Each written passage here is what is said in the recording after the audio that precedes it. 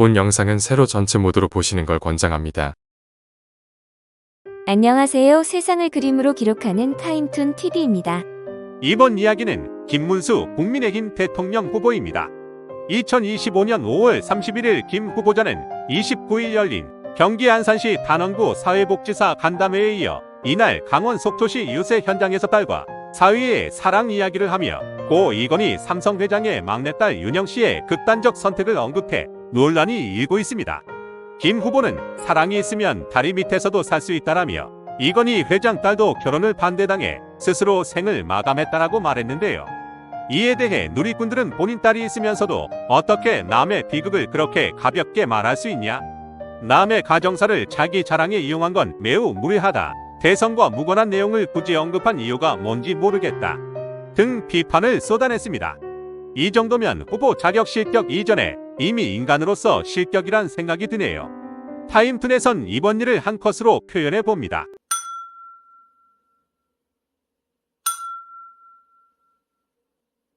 안녕하세요. 세상을 그림으로 기록하는 타임툰 TV입니다.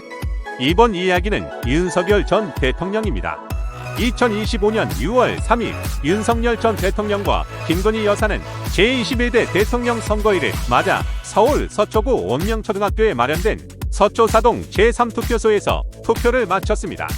투표를 마치고 나오는 길 취재진이 검찰 조사 일정과 그에 대한 불응 이유를 묻자 윤 전 대통령은 아무런 답변을 하지 않았습니다.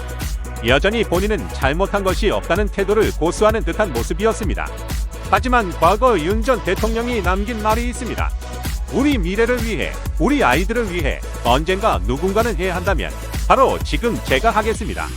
그렇다면 이제 그 말처럼 본인이 저질렀다고 의심받는 죄에 대해 책임지고 지금 당장 그 죄에 상응하는 벌을 받아야 하지 않을까요?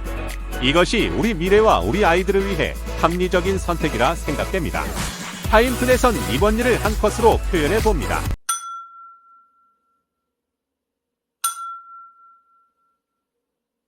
안녕하세요. 세상을 그림으로 기록하는 타임툰 TV입니다. 이번 이야기는 이재명 대통령입니다. 2025년 6월 4일 이재명 더불어민주당 후보가 제21대 대통령으로 당선되었습니다.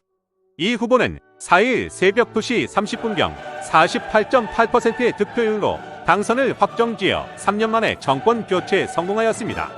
당선이 확정되자 그는 국민의 위대한 결정에 경의를 표한다. 자신에게 주어진 큰 책임과 사명을 국민의 기대에 어긋나지 않도록 최선을 다해 수행하겠다 하였습니다. 이 후보는 최종 1728만여 표를 얻어 역대 최다 득표 기록을 세웠는데 중앙선거관리위원회에 따르면 이 당선인은 49.42%를 얻었고 김문수 국민의힘 후보는 41.15%, 이준석 개혁신당 후보는 8.34%, 권영국 민주노동당 후보는 0.98%를 기록하였다 합니다. 부디 국민을 최우선으로 생각하는 이재명 대통령이 되어 주시길 간절히 빌어봅니다. 타임툰에선 이번 일을 한 컷으로 표현해 봅니다.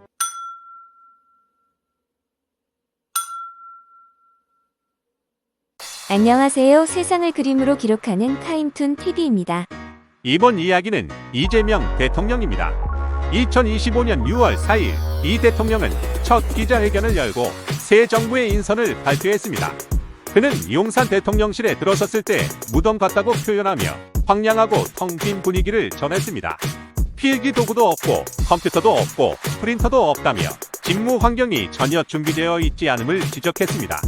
마치 급히 이사 나간 사무실처럼 방치된 모습은 누가 되었든 당선 다음 날부터 국정 업무를 시작해야 한다는 점에서 이해하기 어렵습니다. 이런 상황은 마치 적의 침입에 대비해 자원과 시설을 파괴하거나 옮겨 적의 보급을 어렵게 만드는 군사 전략, 청야 작전을 떠올리게 합니다. 다른 의미로 보자면 이는 전 윤석열 대통령실의 졸렬하고 비협조적인 태도가 고스란히 드러난 장면이라고 할 수 있습니다. 타임툰에선 이번 일을 한 컷으로 표현해 봅니다.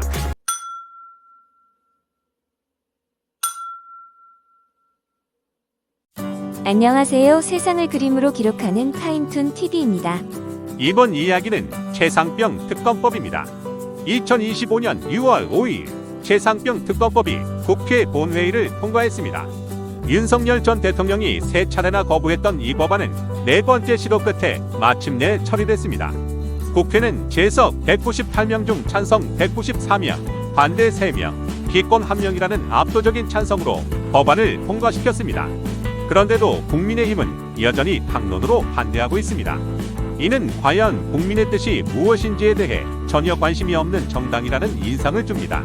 이제는 자신의 휴대전화 비밀번호조차 기억나지 않는다며 책임을 회피하던 김성근 전 해병대 1사단장을 법의 심판대에 세울 수 있게 되었습니다. 전역 후 연금까지 받으며 조용히 빠져나가려던 그가 이제는 진실을 마주하고 자신의 책임을 분명히 져야 할 때입니다. 타임툰에선 이번 일을 한 컷으로 표현해 봅니다.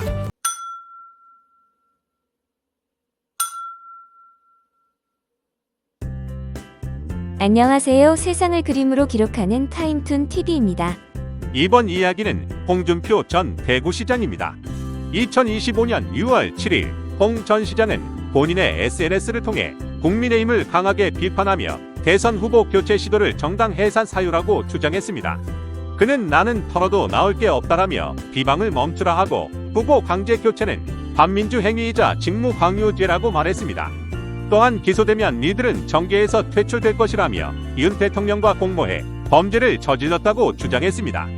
이어 그는 그 일에 가담한 자들은 모두 처벌받을 것이라며 정치검사가 날아와 당, 보수 진영까지 망쳤다라고도 비난했습니다.